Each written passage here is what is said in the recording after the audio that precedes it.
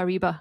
Yeah. So it's been under fire since the beginning of this year, and the New Yorker just published a pretty damning expose about it. So what happened, you know? I think you could tell the most recent story of Kariba in kind of a 3-part act, right?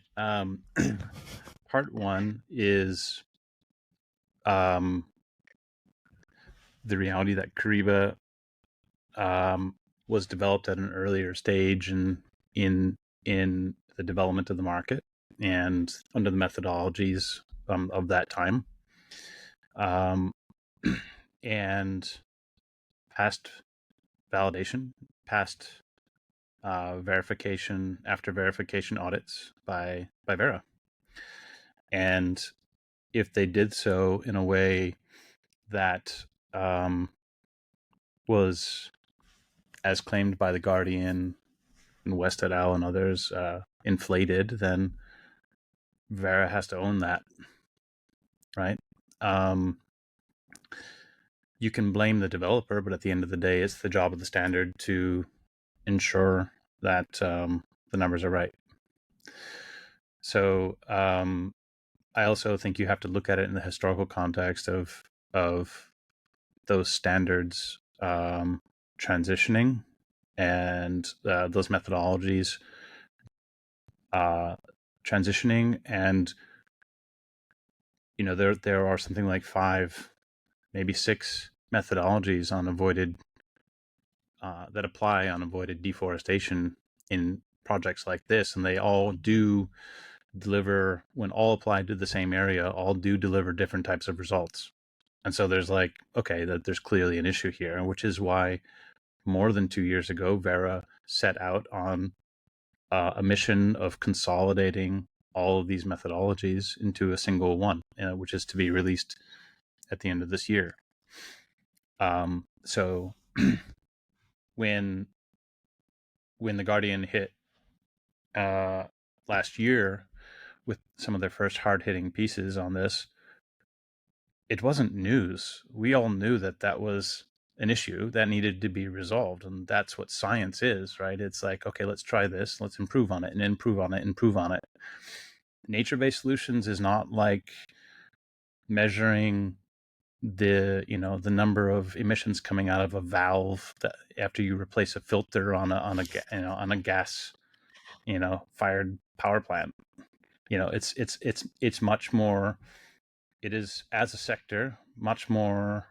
There's higher levels of inaccuracy, but that doesn't mean that they're worthless. It means that there's a higher tolerance if you also want all these other co-benefits that come along with it. It's the nature of working in really complex landscapes.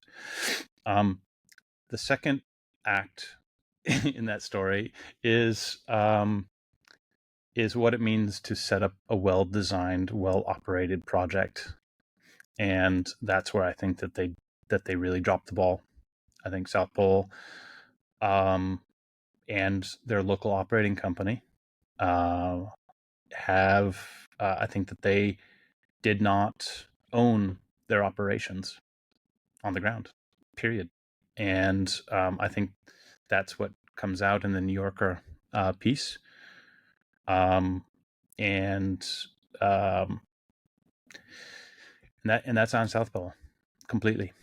That's why developers have to put a premium on design and ownership and control of what they're doing. Otherwise, you end up with irresponsible behavior on the ground. The third act is then how media larger has then treated these first 2 pieces, right? From my side, from Clearwind side, I think we're extremely disappointed with the Guardian in not in the fact that they raised the issue, but in the fact that they appear to have been driving an agenda pretty transparently and willfully and knowingly ignoring key facts about the story that they're telling that leave the readers ill-informed about the market and the transitions that it was already in the process of going through. in order to create a story that created a lot of alarm around a really nascent and fragile sector. And that's on The Guardian. The other side, I actually would praise the New Yorker and their piece. I think it was a great piece. And it's a cautionary tale to my colleagues in the development space about how to implement and how not to. Yeah. I think Kariba is especially shocking because imagine if South Pole dropped the ball. Who else did? South Pole is a giant. So who else can we trust now, I think, is the question. So one of the points made by the New Yorker is that at the end of the day, especially when it comes to nature-based solutions, I don't really buy it that South Pole is actually a developer of nature-based solutions. A developer owns their projects. They don't just own the supply of credits that comes out of it. And when I say you own a project, I mean you know what's going on. You designed it. you made the plan. You operationalized it. You have people wearing that South Pole t-shirt on the ground. And that's not the case with South Pole, at least not in Kariba. And whereas other developers take a much more hands-on approach. I can't think of a better example than Wildlife Works and their work in Kasagao in Kenya.